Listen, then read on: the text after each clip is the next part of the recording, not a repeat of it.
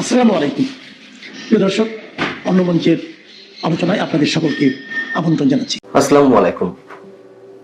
হঠাৎই একটা কাকতালীয় মন্তব্য, রাজনৈতিক সমীকরণের হিসেব নিকেশ পাল্টে যাওয়ার মতন বক্তব্য। বিএনপির শীর্ষ নেতৃত্ব এখন আওয়ামী লীগ নিয়ে যে কথা, যে মন্তব্য করছেন, তাতে বিষয়টিকে আমাদেরকে এভাবেই নিশ্চয়ই মন্তব্য করতে হবে, বর্ণনা করতে হবে। বিএনপি মহাসচিব মির্জা ফখরুল ইসলাম আলমগীর সাহেব তিনি বলেছেন, দীর্ঘদিন পর দেশে ভোটের সুযোগ আসছে এবং এবার নির্বাচন আগের চেয়েও ভিন্ন হবে। আগে যেখানে ধানের শীষ এবং নৌকার প্রতিদ্বন্দ্বিতা ছিল, এবার নৌকা নেই। আক্ষেপের সুরেই তিনি বলছেন। আমরা ধরে নিতে পারি তিনি যা বলছেন তা হচ্ছে এরকম যে নৌকা এবং ধানের শীষের প্রতিদ্বন্দ্বিতাটুকু অবশ্যই গণতন্ত্রের জন্য সৌন্দর্য ছিল বাংলাদেশের ক্ষেত্রে। আচ্ছা, তিনি কি বলছেন? সোমবার ঠাকুরগাঁওয়ে একটি নির্বাচনী সমাবেশে তিনি বলছেন, নৌকার যিনি কান্ডারি, খেয়াল করে শুনুন, নৌকার যিনি কান্ডারি সাবেক প্রধানমন্ত্রী শেখ হাসিনা, তিনি নেতাকর্মীদের ফেলে ভারতে পালিয়ে গেছেন, দিল্লিতে গিয়ে বসে আছেন, আমাদের বিপদে ফেলে গেছেন। মানে তারাও বিপদে আছে নিজেরা। শেখ হাসিনা থাকলে অন্তত একটি গণতান্ত্রিক ব্যবস্থা চলতো। সে কি সর্বনাশ! আমরা কি সর্বনাশ শব্দটা ইউজ করবো এখানে, নাকি কি চমৎকার, কোনটি? তিনি বলছেন, এবার নতুন একটি মার্কা সামনে এসেছে। যারা স্বাধীনতার সময় বিরোধিতা করেছিল তারাই এখন সরকার গঠন করতে চায়। মির্জা ফখরুল ইসলাম সাহেব কেন এখন একটি বিশেষ শক্তি বা সরাসরি বলতে গেলে স্বাধীনতা বিরোধী শক্তিকে ভয় পাচ্ছেন? সভায় তিনি আরো কিছু কথা বলেছেন, যেমন তিনি বলছেন, নির্বাচনী সভায় হিন্দু সম্প্রদায়ের ভোটারদের উদ্দেশ্যে তিনি বলছেন, এই দেশে কোনো সংখ্যালঘু নেই, সবাই বাংলাদেশের নাগরিক, সবার অধিকার সমান, কেউ ভয় পাবেন না, সাহস নিয়ে চলবেন, আমার ভাইয়েরা সব সময় আপনাদের পাশে থাকবে। এবং তিনি বলছেন যে বিএনপি ক্ষমতায় এলে দেশের সব নাগরিকের অধিকার রক্ষা করা হবে। এই কথাগুলো সিগনিফিকেন্ট, সেটি আমরা আমাদের প্রতিবেশী রাষ্ট্রের রাজনৈতিক হিসেব নিকেশ থেকে মিলাতে পারি। যাই হোক, এখন মূল জায়গাটি নিয়ে যদি আমরা কথা বলি, প্রশ্ন হচ্ছে,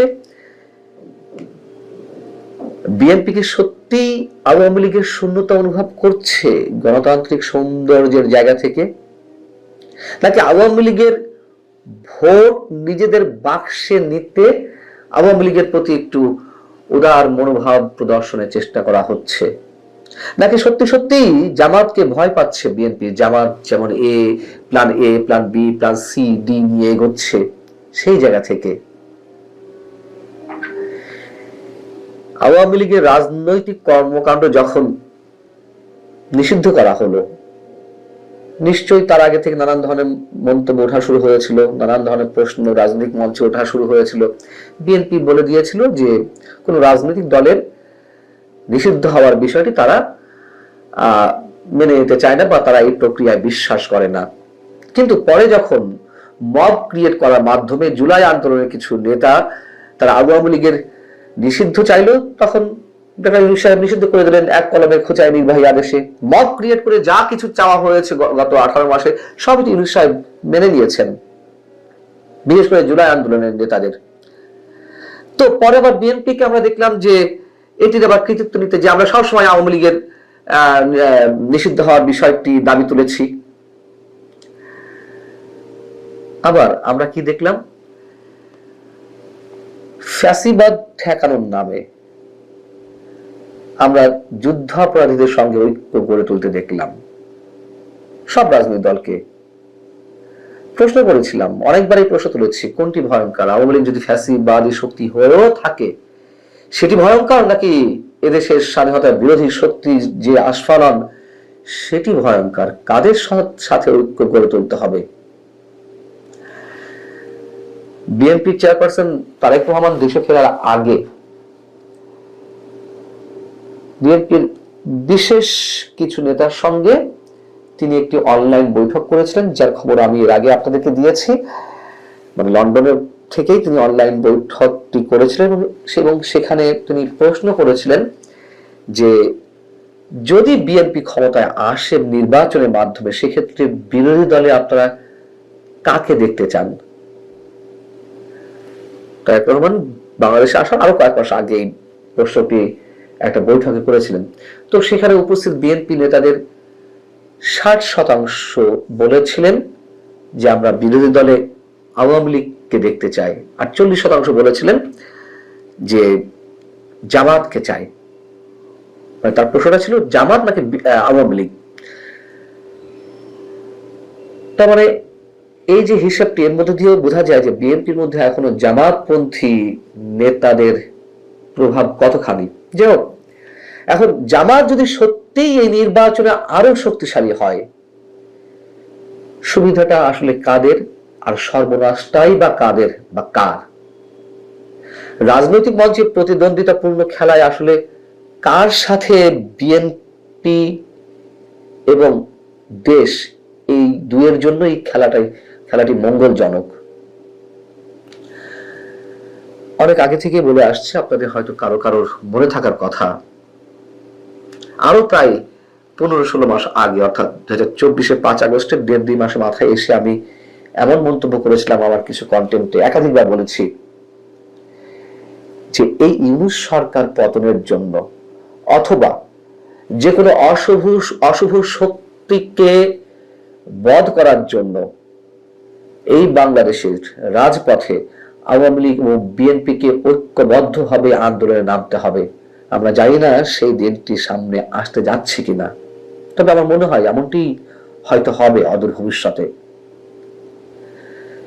24-এর আন্দোলনের মধ্য দিয়ে শেখ হাসিনার সরকারের পতনের জন্য অনেকেই রাজপথে নেমেছিলেন, যার মধ্যে অনেক শুভবুদ্ধি সম্পন্ন মানুষ ছিলেন, এটি সত্য কথা। আওয়ামী পরিবারের নেতা কর্মীরাও অনেকে ছিলেন, এটিও চরম বাস্তবতা। তা তো অনেক কারণ ছিল, সেই সব কারণ আর এখন এই মুহূর্তে ব্যাখ্যা করতে চাইছি না। কিন্তু তারা কি হলো, ধাক্কা খেলেন, প্রতারিত হলেন চরম ভাবে। যে বাংলাদেশ তারা দেখতে চেয়েছিলেন তা তারা আর দেখলেন না। চরমপন্থার উত্থানে নিশ্চয়ই বিএনপিও শঙ্কিত। আওয়ামী লীগের সময় দুর্নীতি ছিল, অনেক ধরনের নির্যাতন হয়েছে, স্টুডেন্টরা চলেছে বিরোধী দলের উপর, এগুলো সত্য কথা। কিন্তু মৌলবাদী শক্তির আস্ফালন তো ছিল না, পশ্চিমাদের নোংরা খেলার জয় জয়কার তো ছিল না। এখন এই বাংলাদেশ অনেকগুলো পরাশক্তির একটা খেলার মঞ্চে তৈরি হয়েছে। আরেকটা জিনিস খেয়াল করুন, শেখ হাসিনা গত 23শে জানুয়ারি দিল্লিতে ফরেন করেসপন্ডেন্ট ক্লাব নামে যে একটি সাংবাদিক সংগঠনে অডিও বার্তা দিলেন। সেই অডিও বার্তায় তিনি কিন্তু একবারের জন্য তারেক রহমান বা বিএনপির প্রতি বিষোদ্গার করেননি।